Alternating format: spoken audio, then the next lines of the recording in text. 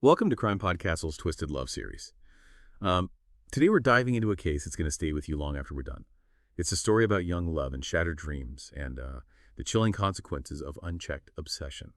I'm talking about the murder of Shubham Chauhan, a promising engineering student in Dehradun, India.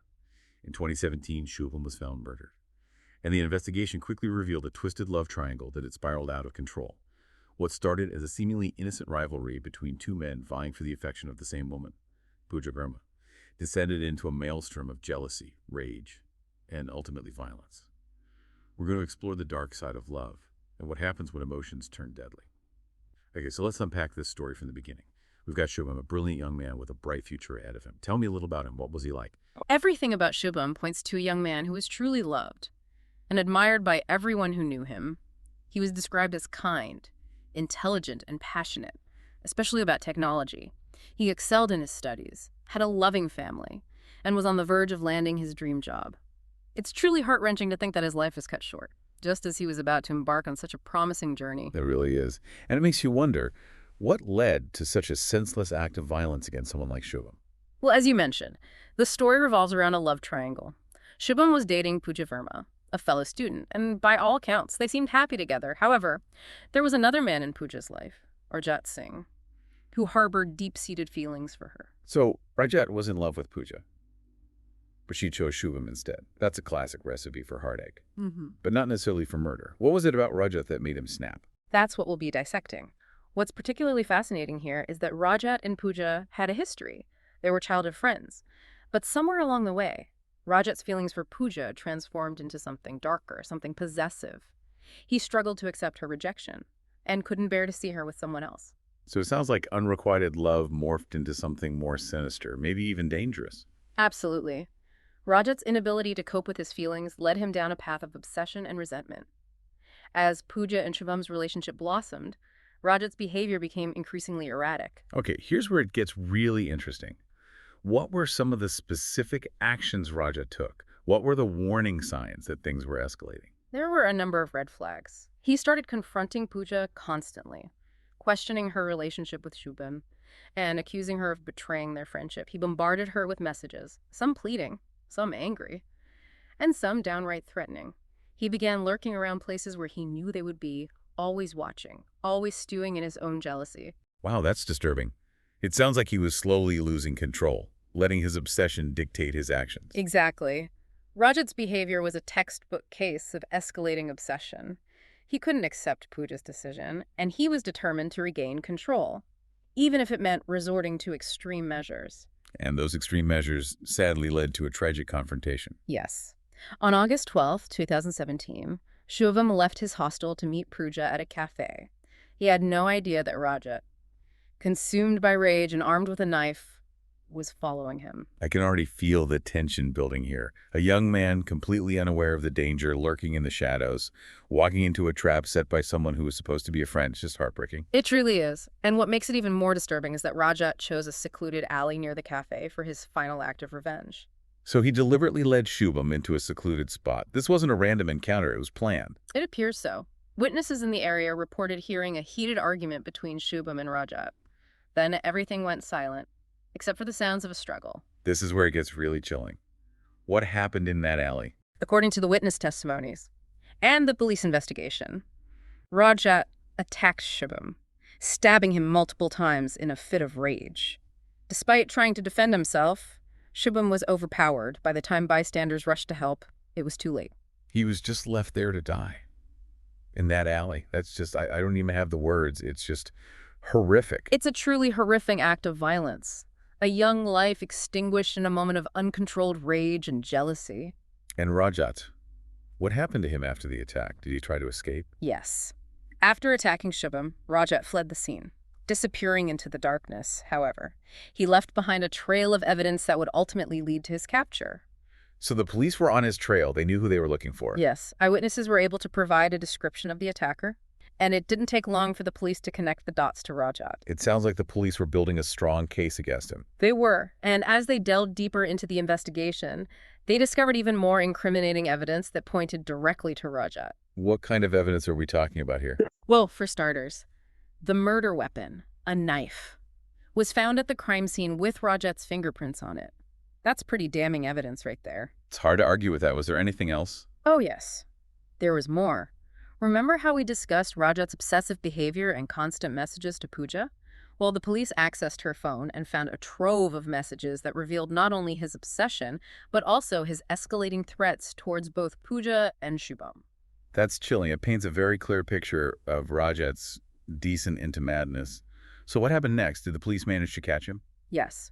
2 days after the murder, Rajat was apprehended at a relative's house. He probably thought he could escape justice, but the evidence against him was overwhelming. You can run, but you can't hide, especially when you leave a trail like that. Exactly. And what's even more chilling is that during interrogation, Rajat confessed to the murder. He confessed. What was his excuse? Did he try to justify his actions? He claimed he acted out of anger and betrayal, painting himself as a victim driven to a moment of madness. A classic crime of passion defense. Right.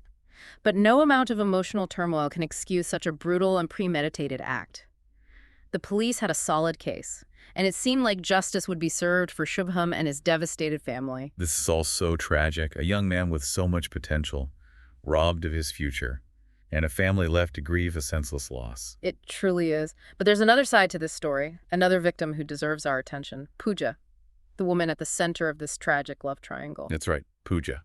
I can't even imagine what she must have gone through, losing her boyfriend to such a horrific act of violence, and knowing that someone she once considered a friend was responsible. It's just devastating. Tell me about Pooja. Where does her story go from here? Well, after the trial, Pooja made the difficult decision to leave Dehradun. She needed a fresh start, a chance to heal and rebuild her life away from the painful memories that haunted her. That's incredibly brave of her. To pick up the pieces and start over after experiencing such trauma, I'm curious, what became of her? She channeled her pain into something positive. She became an advocate, speaking out against toxic relationships and raising awareness about the dangers of unchecked jealousy and possessiveness. She's using her experience to help others recognize the red flags and seek help before it's too late. That's so powerful. To take such a horrific experience and turn it into a force for good, a way to help others. It gives me hope amidst all this darkness. Me too. Pooja's story is a testament to the resilience of the human spirit and the power of turning pain into purpose. Her courage is truly inspiring. But before we delve deeper into Pooja's story and the aftermath of the trial, let's take a quick break. We'll be right back with more on this heart-wrenching case of love, obsession, and tragedy. Pooja's strength in the face of such unimaginable loss is truly remarkable. Yeah. Her decision to leave Dehradun and dedicate herself to helping others, it's a testament to her character. It really is. It had been so easy to let the bitterness and anger consume her. But she chose a different path. She chose hope. She chose to make a difference. Exactly. And her advocacy work is crucial. It's about empowering individuals to recognize the warning signs of toxic relationships and seek help before it escalates into violence. That's so important. We often hear about these tragic cases, but we rarely talk about prevention. What are some of the red flags that Pooja highlights in her work? What should people be aware of? Pooja emphasizes the importance of paying attention to patterns of behavior.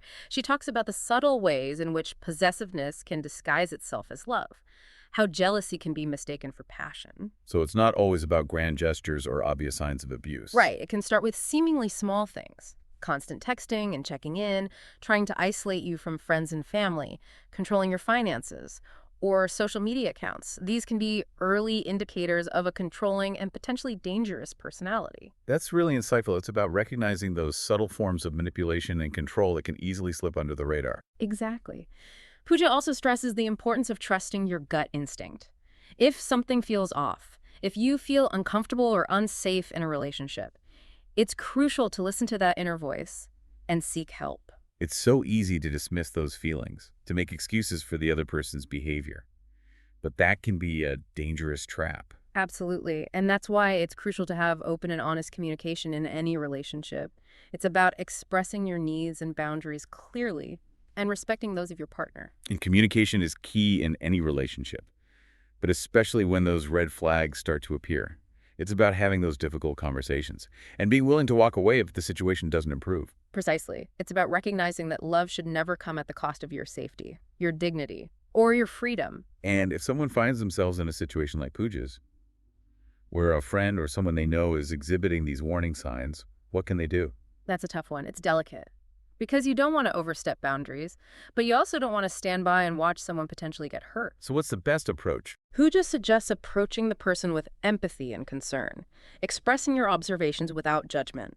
Encourage them to seek professional help, and let them know that you're there to support them. That's good advice. It's about being a supportive presence without trying to control or dictate their actions. Exactly. Ultimately, the decision to leave a toxic relationship has to come from the individual. But by offering support and resources, we can empower them to make a positive change. So going back to the case, what happened to Rajat after he confessed? What was the outcome of the trial? The trial for Shubham Chauhan's murder began in early 2018, and it quickly captivated the attention of the entire community. The prosecution presented a strong case, building on the eyewitness testimonies, the forensic evidence, and Rajat's confession. They argued that this was a premeditated murder, fueled by jealousy and obsession. And what about Rajat's defense team? What was their strategy? They attempted to portray the murder as a crime of passion, arguing that Rajat acted impulsively in a moment of emotional turmoil. They tried to paint a picture of a young man driven to despair by unrequited love, hoping for a reduced sentence. So they were essentially trying to shift the focus from premeditation to emotion, to appeal to the jury's empathy. Did it work? Not really. The evidence against Rajat was too strong. The jury saw through his attempts to minimize his culpability, and in mid-2018, he was convicted of murder and sentenced to life in prison. So justice was served, at least in the legal sense.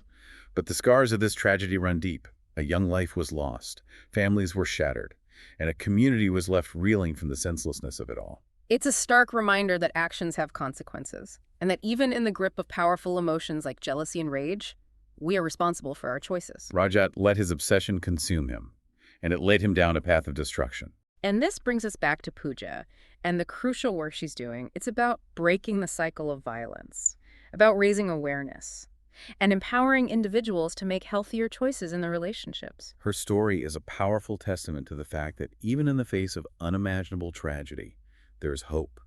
There is the possibility of healing, growth, and positive change. And that's a message we all need to hear. It's a reminder that even amidst the darkness, there is always a glimmer of light. This case has been a real eye-opener, hasn't it? It has. It's a stark reminder of the complexities of human relationships and the devastating consequences of unchecked obsession. It's also a reminder that we all have a role to play in preventing these kinds of tragedies. Absolutely. By educating ourselves about the warning signs of toxic relationships, fostering open communication, and creating a culture of support, we can make a difference. We can choose to learn from these tragic stories and work towards a future where love is celebrated for its beauty and not its capacity for destruction. It's cases like Shubham's that really highlight the importance of understanding the psychology behind these obsessive behaviors. It's easy to label someone like Rajat as a monster, but I think there's more to it than that. What can you tell us about the psychological factors at play here? That's a great point. It's crucial to remember that people like Rajat aren't born monsters. They're often products of their own experiences, insecurities, and unresolved emotional issues. In Rajat's case, it seems like his sense of entitlement and inability to cope with rejection played a significant role in his downward spiral. So it's not just about love gone wrong. It's about deep-seated psychological issues that manifest in these destructive ways. Exactly. Obsessive love, in particular, is often rooted in a need for control, a fear of abandonment, and a distorted perception of reality. Individuals like Rajat can convince themselves that they have a right to possess the object of their affection, that their love is justified, no matter the cost. And that distorted perception of reality can be incredibly dangerous. It can lead to stalking, harassment, and in extreme cases, violence. Absolutely. And it's important to note that these behaviors are not limited to romantic relationships. Obsessive tendencies can manifest in friendships, family relationships, and even professional settings. That's a good point. So how can we as individuals and as a society better address these issues? What steps can we take to prevent future tragedies? I think education and awareness are key. We need to start having open and honest conversations about healthy relationships, consent, and the dangers of obsessive behaviors. We need to teach young people how to identify red flags, set boundaries, and seek help when needed. And it's not just about young people. Adults can also benefit from these conversations. We can all learn to be more attuned to unhealthy relationship patterns and support those who might be struggling. Absolutely. And we need to challenge the romanticization of obsessive love in popular culture. We often see stalking and possessive behavior portrayed as romantic or passionate, which can send the wrong message, especially to young people. That's so true. We need to start recognizing these behaviors for what they are: dangerous and unacceptable. We also need to improve access to mental health services for individuals struggling with obsessive tendencies. Therapy and counseling can provide essential support and help individuals develop healthier coping mechanisms. And it's crucial to remember that seeking help is a sign of strength, not weakness. Absolutely. By addressing these issues head-on, both individually and collectively, we can work towards creating a safer and healthier society for everyone. This deep dive into Shubham Chauhan's case has been both heartbreaking and enlightening. It's a stark reminder of the dark side of love and the devastating consequences of unchecked obsession. It's also a reminder that we all have a responsibility to look out for one another, to foster healthy relationships, and to seek help when needed. Well said. Thank you for joining us on this journey into the heart of this complex and tragic case. We hope it sparks some important conversations and encourages you to reflect on your own relationships and the role you play in creating a safer and more empathetic world. Remember, love should never be a source of pain or fear.